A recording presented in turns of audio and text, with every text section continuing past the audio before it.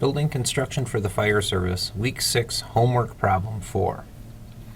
This problem you're asked to analyze forces within a truss and the reactions at the supports.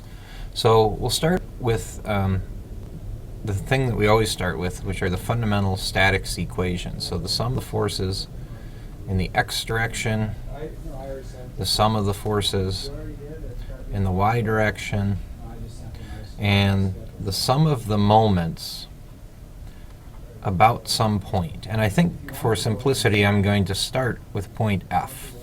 So the sum of the moments about point F. Now, if I look at the forces in the x direction, I have all of these rightward pushes, and point E is on a roller, which means if I were to push on point E, it would just roll away. So what do I know is that the sum of the only x reaction I can get is at point F, and it's going to be to the left. It's going to be a reaction of all of these. So if I sum up all of the forces in the x direction, I've got 4,000 pounds to the right, plus 6,000 pounds to the right, plus 8,000 pounds to the right, plus 10,000 pounds to the right, plus the force in the x direction developed at point F. And if this is in static equilibrium, what do they all have to add to? Well, they all have to add to 0, which tells me that the force in the x direction developed at point F is going to be a negative value, which makes sense because it's going to be leftward. So if I sum all of these numbers, I have 4 and 6 is 10, and 8 more is 18, and 10 more is 28. So this the force in the x direction at F has to be negative 28,000 pounds.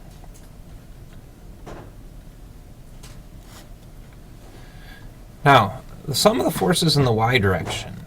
As I look at this diagram, I don't see any y forces that are loading the structure. As I read the problem, as I review the problem, we're assuming the structure is weightless, which is very common in this type of analysis because the weight of the structure relative to the weight of the loads is minute.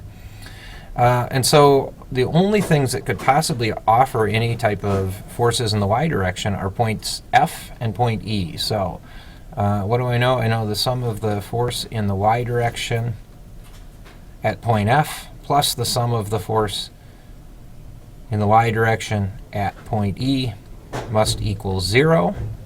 Or another way to think of it is, if I subtract the force in the y direction at point E from both sides, the force in the y direction must be equal and opposite to, the force in the y direction at point F must be equal and opposite to the force in the y direction at point E.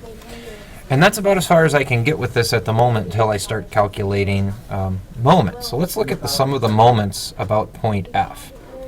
Well, a moment, the way you calculate a moment is the length of the lever arm. So if I think about the effective length of this lever arm, where this 10,000 pound push is, if I were to draw it in here, that's 3 feet. So I've got a moment of 3 feet times 10,000 pounds plus 6 feet times 8,000 pounds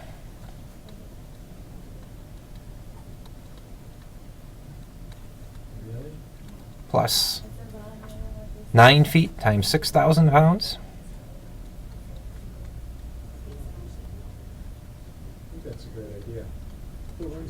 plus 12 feet times 4,000 pounds.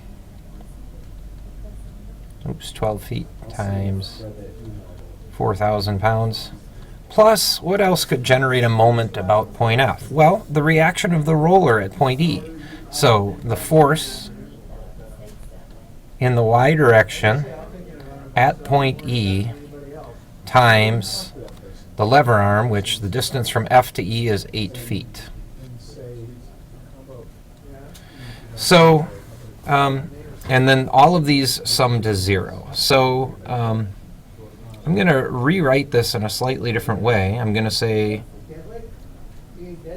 8 feet times the force in the y direction at point E equals all of this stuff. So 3 times 10,000 is 30,000. 6 times 8,000 is 48,000. So 30 and 48 is 78. Here's another 54, and here's another 48. So maybe this is a good one to add up on the calculator because the numbers are starting to get a bit unwieldy. So 30 plus 48 plus 54 plus 48. Of course, these values are all in thousands. We see that the moment about point E, or about point F, is 180,000. Now, what's the unit? Well, we're multiplying pounds times feet, so it's pound feet. So the moment about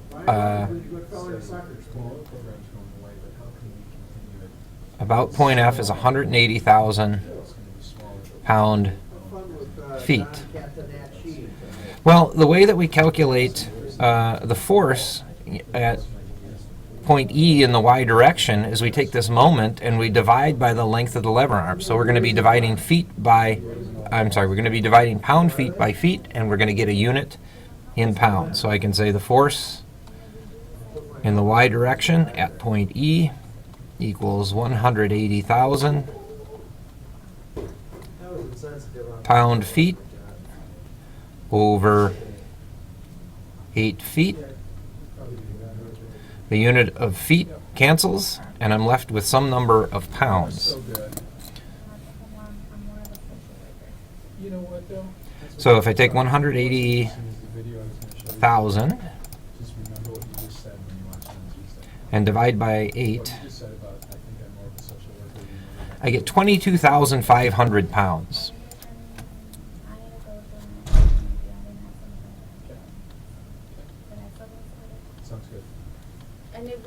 And note that this is a positive number, or you could just think of it intuitively.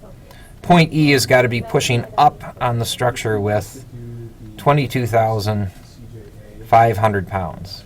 But remember what we figured out earlier in the problem was that the force in the y direction at point F has got to be just the opposite of the force in the y direction at point E. So what do I know? I know that point F is pulling down on the structure with 22,500 pounds force.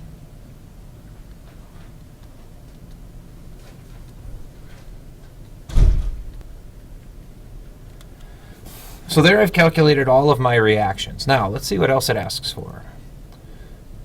Determine the external force support reactions and the force in members HI, HC, and DC. So let's look at member HI. So here's member HI. Well, how am I going to figure this out? I think what's probably easiest is to consider a moment about point C. So if I think about moments about point C, what are we going to have? So I'll do the sum of the moments about point C equal. Well, I've got a 6,000 pound force at 3 feet. That's 18,000 pound feet. And I have a 4 foot force at 6 feet. That's 24,000 pound feet. And I've got this force, this tension in HI acting at an effective length of a value we're not sure of yet. So the next thing to think about is this. It's kind of tension in HI times the effective length of the lever arm. So in this case, the lever arm that we're interested in is this member right here, CI, and the question is, what's its length? Well, we can use Pythagorean theorem, and we would say that a squared plus b squared equals c squared, or 9 plus 4 equals c squared, or the length of this equals the square root of 13, which is a number that's a little bit more than 3. We'll just leave it in precise notation for the moment. The other thing you got to think about is, does this member HI act perpendicular to member CI? Well, that's not so clear from the picture. That's going to take a little bit of estimation. So let's think about this larger triangle, this triangle FEA. So the overall largest triangle in the picture here. What is this included angle here? Well, I know the opposite and I know the adjacent side, and so I could find the angle by taking the arctangent of the opposite over the adjacent. So 12 over 8, which is 1.5 degrees. And, or actually this is just a ratio. The answer will be in degrees. So if I use my calculator, basically what I'm going to do is I'm going to say 1.5, that's the ratio of 12 to 8. And then I'm going to use the inverse tangent function, and it's going to tell me we're in degree mode. It's about 56.3 degrees.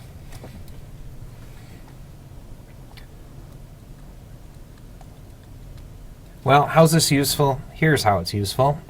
What's this angle here? Because it's assumed that HC is horizontal, it's parallel to FE, so this has got to be 56.3 degrees. And we can assume that because this distance is 2 feet and this distance is 4 feet, that this triangle is symmetrical, and therefore this angle is 56.3 degrees. And now just looking at these numbers, clearly this can't be 90 degrees. Let's figure out what it is.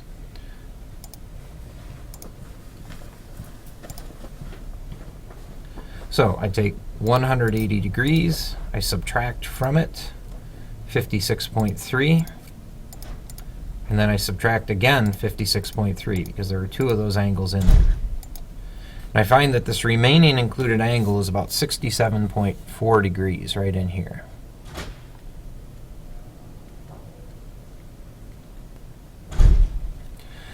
Which means that the actual perpendicular line, there's an angle here between the perpendicular line and this brace. In fact, I could find that angle simply by subtracting this number from 90.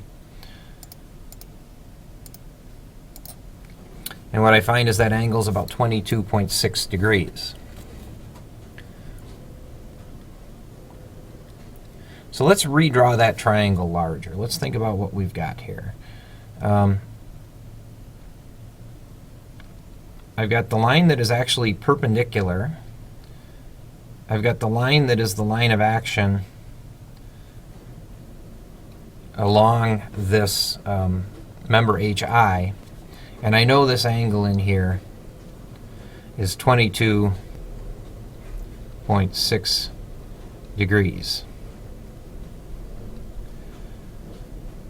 And I've got a line of action that is perpendicular to, actually the angle should be over here. So maybe we'll draw this yet again a little bit larger.